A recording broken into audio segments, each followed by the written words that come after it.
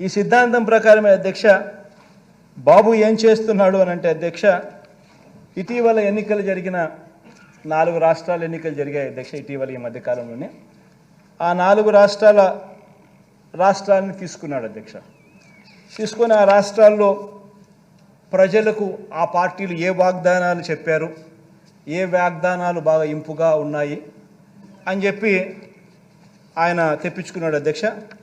అందులో నుంచి ఒక 6 డజన్ తీసుకున్న అధ్యక్ష.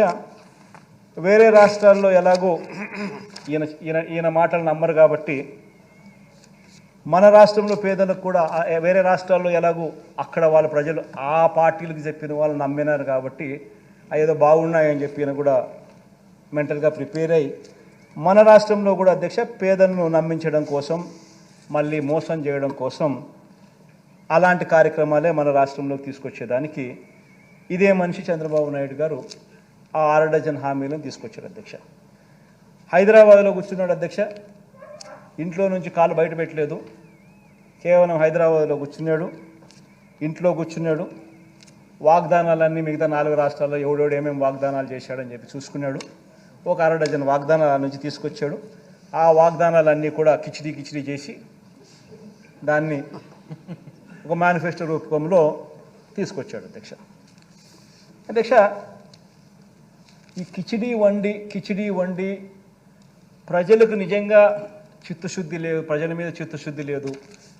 ఇవన్నీ నిజంగా అమలు చేస్తామా, నిజంగా చేయమా, చేసే అవకాశం ఉందా, పరిస్థితులు ఉన్నాయా, ఆలోచనలు లేవు. కేవలం మోసం చేయడానికి ఏది చెప్పాలా, ఏది చెప్తే ప్రజలను ఈజీగా నమ్మించగలుగుతాం అనే ఒక్క దిక్కుమాలిన ఆలోచనలతో అడుగులు ముందుకు పడతా ఉన్నాయి అధ్యక్ష. అధ్యక్ష,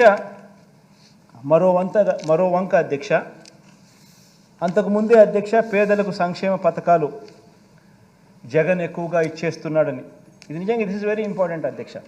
ఎందుకనంటే ఈ మాదిరిగా తను కిచిడీ తయారు చేసేటప్పుడు మరో వంక ఒకసారి గమనించినట్టయితే అంతకుముందే పేదలకు సంక్షేమ పథకాలు జగన్ ఎక్కువగా ఇస్తున్నాడని, ఇలా ఇవ్వటం సరికాదని, సంక్షేమ పథకాల వల్ల అభివృద్ధి ఆగిపోతుందని, రాష్ట్రం శ్రీలంక అయిపోతుందని, జగన్ మాదిరిగా డీబీటీ చేస్తే రాష్ట్రం శ్రీలంక అయిపోతుందని ఇదే చంద్రబాబును మోస్తా ఉన్న ఇదే ఈనాడు, ఇదే ఆంధ్రజ్యోతి, ఇదే టీవీ5 ఇదే రాతలు రాసి ఎన్నికల దగ్గరకు వచ్చేసరికి జగన్ ఇంత చెప్పినాడా, నేను ఇంత చెప్తాను అని చెప్పి ఏకంగా మీరు మోసాలు చేసేదానికోసం ఇన్ని చేస్తూ ఉంటే ఆలోచన చేయమని అడుగుతాను అధ్యక్ష. ప్రతి కుటుంబం కూడా దీంట్లో చర్చ జరగాలి. అంటే వీళ్ళకి సిన్సియారిటీ ఎక్కడుంది, వీళ్ళకి చిత్తశుద్ధి ఎక్కడుంది, వీళ్ళకి నిజాయితీ ఎక్కడుంది, ఏదన్నా ఒకటి చెప్తే చేస్తారా అని ప్రజలు నమ్మడానికి వీళ్ళలో ఎక్కడ ఉంది నిబద్ధత అని చెప్పి ప్రతి ఒక్కరు కూడా ఆలోచన చేయాలి అధ్యక్ష.